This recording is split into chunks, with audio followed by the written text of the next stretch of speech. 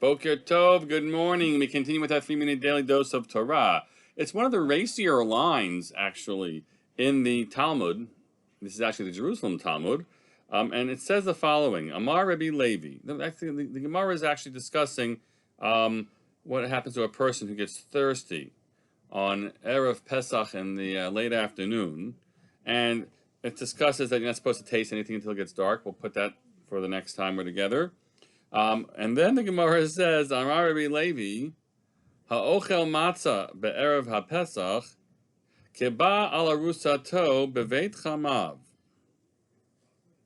He says, somebody who eats matzah on Erev Pesach, it's like you had relations with your betrothed in your father-in-law's house.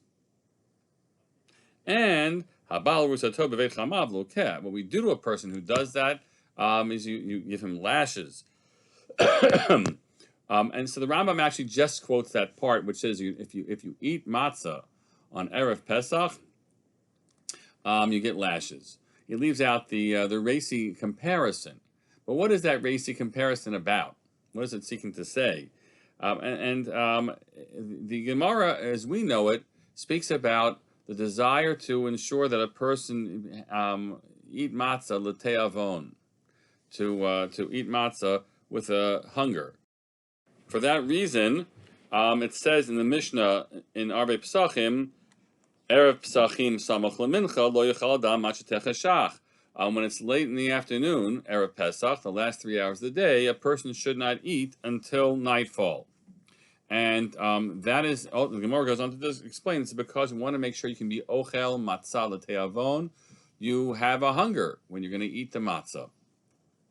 Here we kind of ratchet it up, and we add a second layer to this, which says that I know that that's halacha for late in the afternoon. You shouldn't fill yourself up. You should make sure you finish eating any larger meal early in the day. I've given such suggestions about what to do on Erev Pesach this year when you have to eat the Suda Shabbos. So you eat the Suda Shabbos either in the morning or very early in the afternoon, but not once you get into the last 3 hours, halachic hours of the day. Then you can only eat some light things, fruit, vegetables, light things, nothing of any substance. The Tosafos, say that this Mishnah couldn't have been talking about matzah because we don't allow matzah eating the whole day. The whole day of Erev Pesach, we don't eat matzah for this reason. So what are they saying? Like, it's kind of recognizing something, folks. You're so close. You're so close to the real deal. How could you not be able to control yourself a little bit? You have to eat matzah now. You couldn't just wait until nightfall when you can have all the chance in the world you want to eat matzah. So that's what comparing to the two betrothed people who can't wait the next day or so. They're going to get married. Yeah, that's the imagery, and it's a really graphic and I'd say sweet, but it's a delicious image that they offer. But it says, like, what is it about people? Just don't have the patience. Don't have the patience to wait a little bit longer. That's the message that's sent. We said egg matzah. We said already, egg matzah is not going to ruin your excitement for matzah. Everyone knows the difference between the mealiness of an egg matzah and the pleasures of a good piece of regular matzah.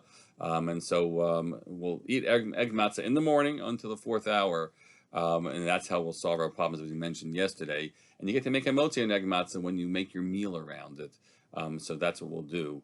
But not matzah. That will wait until Pesach night. Have a great day.